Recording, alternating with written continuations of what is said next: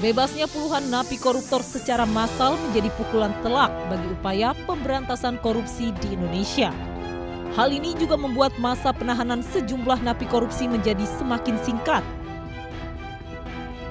Seperti mantan jaksa Pinangki Sirna Malasari. Terpidana kasus pencucian uang Joko Chandra ini awalnya divonis 10 tahun penjara. Lalu dirinya melakukan banding menjadi 4 tahun dan dengan pembebasan bersyarat ini Pinangki hanya menjalani penahanan 1 tahun kurang. Hal ini seolah mengisyaratkan bahwa korupsi bukan lagi kejahatan luar biasa. Ini jelas-jelas sebenarnya mencederai semangat pemberantasan korupsi yang dituangkan dalam Undang-Undang Pemberantasan Korupsi nomor 31 tahun 99 maupun nomor 30 tahun 2002. Di sana dinyatakan ini kejahatan luar biasa, maka prosesnya pun penanganannya pun dengan cara-cara luar biasa. Artinya beda dengan perkara yang lain. Sekarang dianggap sama. Ya sudah, selamat datang di era bahwa korupsi menjadi perkara yang biasa dan sama dengan perkara yang lain. Bebasnya puluhan koruptor juga menuai pertanyaan sejumlah pihak. Terlebih mereka yang menerima pembebasan bersyarat merupakan narapidana korupsi dengan jumlah kerugian negara cukup besar, sekaligus merupakan pelaku utama. Salah satu faktor pemicu yang dinilai mempermudah para napi koruptor bebas yakni dibatalkannya PP nomor 99 tahun 2012 tentang pengetatan remisi dan pembebasan bersyarat bagi pelaku kejahatan luar biasa termasuk korupsi. Berlakunya PP tersebut itu cukup mampu untuk meminimalisir terpidana korupsi itu bebas gitu, dapat keringanan. Tapi sayangnya setelah ini ya pasti akan, ini rasanya ke depan dugaan saya itu akan semakin banyak koruptor yang akan dibebaskan. Orang rasanya tidak akan takut melakukan korupsi lagi. Nah ini kemudian ada kebijakan pembebasan bersyarat remisi sebagai dampak dari pembatalan dari PP 99 2012. Pencabutan PP tersebut dinilai menjadi titik awal melemahnya perlawanan negara terhadap korupsi. Disebutkan dalam PP nomor 99 tahun 2012, pemberian remisi terhadap koruptor diperketat. Di antaranya dalam pasal 43A ayat 1, terpidana harus menjadi justice kolaborator. Telah menjalani sekurang-kurangnya 2/3 dari masa pidana, telah menjalani asimilasi sekurang-kurangnya setengah dari masa pidana, menunjukkan kesadaran dan penyesalan atas tindakannya. Sayangnya, aturan yang memperketat pembebasan bersyarat bagi napi koruptor tersebut telah dibatalkan oleh Mahkamah Agung.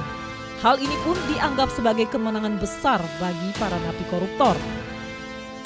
Nah ini kan yang jadi persoalan selama ini, maksudnya yang menjadi tameng bagi pemberantasan korupsi buat terpidana korupsi ini bisa bebas, yaitu tadi soal dia bisa atau tidak, atau pernah menjadi justice kolaborator atau tidak.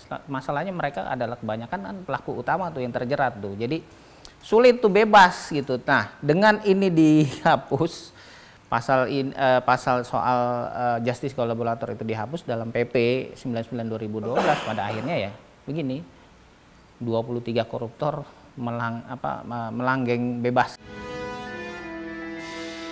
Dalam sejumlah pengungkapan kasus korupsi, peran masyarakat dinilai sangat signifikan dalam memberikan laporan terkait dugaan-dugaan terjadinya korupsi. Dengan bebasnya koruptor secara massal juga dikhawatirkan akan menimbulkan ketidakpercayaan masyarakat terhadap lembaga hukum. Kami mengkhawatirkan bagaimana kemudian apatisme di masyarakat. Artinya apa? Nah, kami tidak peduli lagi dengan tindak pidana korupsi. Buat apa kami melaporkan tindak pidana korupsi ke KPK, ke penegak hukum misalnya? Toh ketika dihukum, dia mudah keluar, tidak ada efek jerah, bahkan tidak bayar denda, tidak bayar uang pengganti. Nah ini kan mengkhawatirkan bagi kami, bagi KPK. Kondisi pemberantasan korupsi di negeri ini seolah semakin surut ke belakang. Selain mudahnya syarat pembebasan bagi napi koruptor, hingga kini wacana pemiskinan koruptor pun masih jalan di tempat. Seakan-akan sistem di negeri ini telah lumpuh ketika berhadapan dengan koruptor. Setelah bebas, para koruptor pun tetap kaya raya dari hasil korupsinya.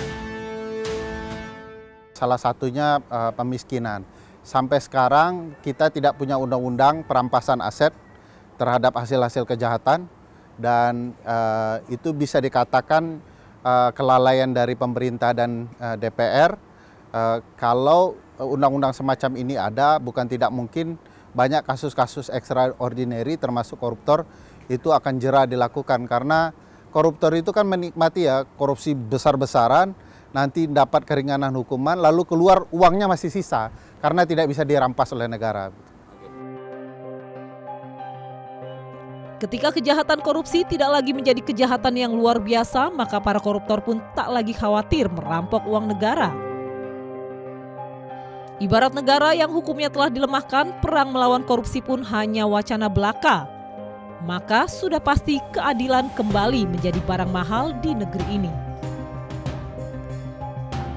Sejumlah aturan dinilai justru memberikan peluang bagi koruptor. Nasib pemberantasan korupsi semakin miris. Hukuman kian ramah bagi para koruptor. Demikian Delik edisi hari ini. Saya Danaswara Pandiasa dan Widya Bayu Jati. Terima kasih dan sampai jumpa.